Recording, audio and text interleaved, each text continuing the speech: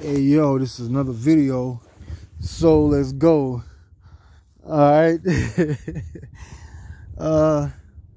Yeah, like yeah, I don't like heights, but I said, you know what, just keep going. I gotta face fears, man. In order for you to get past what you used to, you gotta face fears. That's the only way you can build yourself up. You know what I'm saying? Look, let me see. I just felt the other side of the neck, my goddamn it. I ain't no professional climber or nothing like that. I just started moving up and going up and down different spots to different parts of the mountains and shit. But like, I ain't no professional climber. But like, I keep telling myself, you gotta shock yourself sometimes. And then when you get to this shit that everybody else is scared of, or you'll be able to just walk past it like it's nothing because you've seen something like that. So, you know what I'm saying? Like Nipsey Hussle, he had a song called "Hustle and Motivate."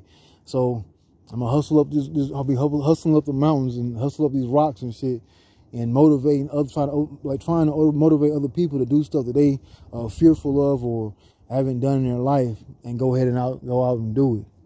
So that's my main point really of coming up here, was for myself, and also, you know, to be able to record. I wasn't even going to record it when I got up here. I said, let me just record it. And, you know, it can help somebody else, a highly melanated person or so-called black person that's fearful of something, or going somewhere, or dealing with swimming, or whatever it is. Different people have different fears. And you can see I'm a good ways away from the ground. Like, that's, well, past that, this rock right here is, yeah, that's about a good, like, what, 500-600 feet down, I think. Yeah, about that much. But I actually got to get down to the bottom. So I got to get down here.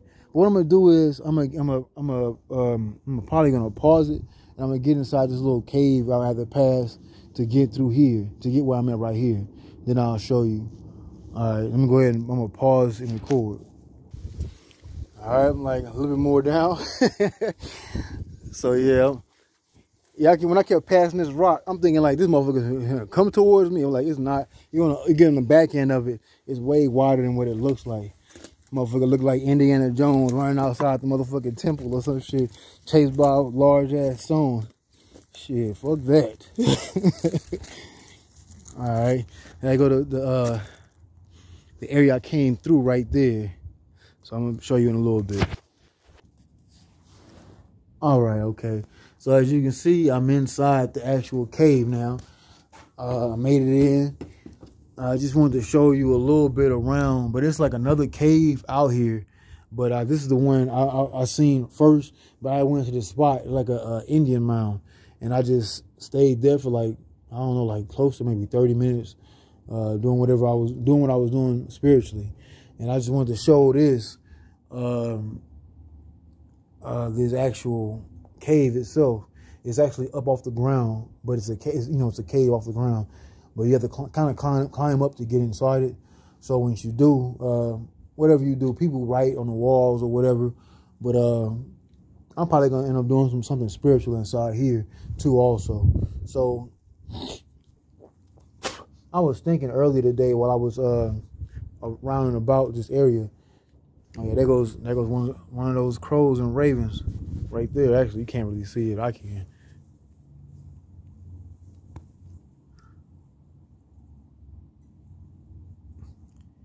Yeah, I don't know if you can heard it, or just see it just now. But anyway, let me get back to what I was saying. But yeah, there was this director and actor named Melvin Van Peebles. He actually recently passed on the day before 2021's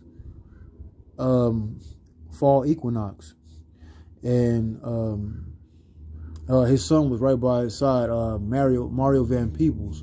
So Melvin Van Peebles, reason why I was thinking about Melvin Van Peebles just now, because it's a movie he came out like in the 70s, actually out in LA, more the California area. Can't remember if it was LA or if it was the Bay Area. I think it was LA, if I'm not mistaken, in the movie. But the movie Sweetbacks Bad Ass Song. That was actually the introduction of Earth, Wind and Fire before they was even known. They did that soundtrack with Mario Van Peebles. Well, not Mario, Melvin Van Peebles, and came out with the soundtrack.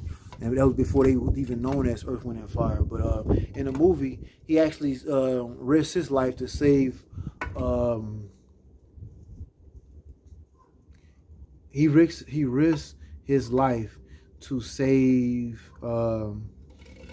someone that was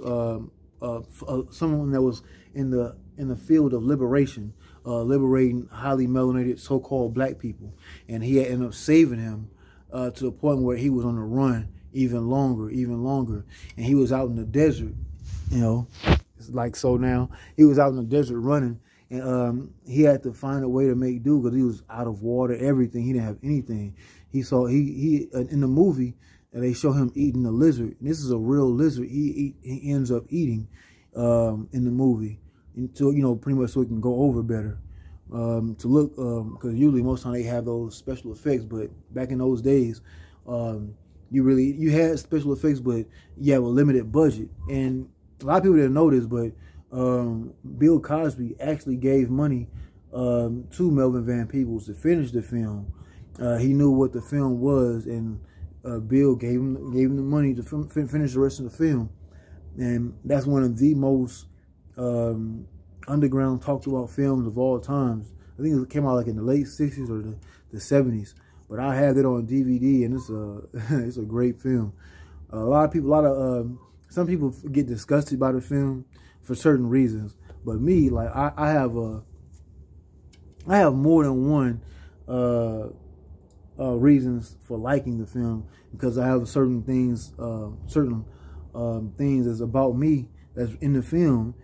And I seen that film when I was real, like, maybe like about 22, 24 or something like that, around that time. When I seen that film, like, it reminded me of, not my life, but a lot of things stuck out to me that reminded me of myself, I would say. So the reason why I'm saying all that, because in that film, he had to learn how to survive. He was figuring out how to survive when everything was against him. So he figured out how to survive, whatever it took, he had to survive. I was thinking of day, would I be able to survive out here if all I had was what I had on me, and trying to find anything out here to survive? Self-preservation, that's a rule of law for any animal, anything human out here. Self-preservation. So like I said in the movie, he found a lizard, small lizard, captured it, cut it open with his knife and ate it. It was a real lizard he actually ate in a movie. He said, I actually ate it. And he watched the backstory behind the film. He talks about that too. I was like, yes, that's a real lizard. I was like, wow. But yeah, so like, so what would we do? Like, fear.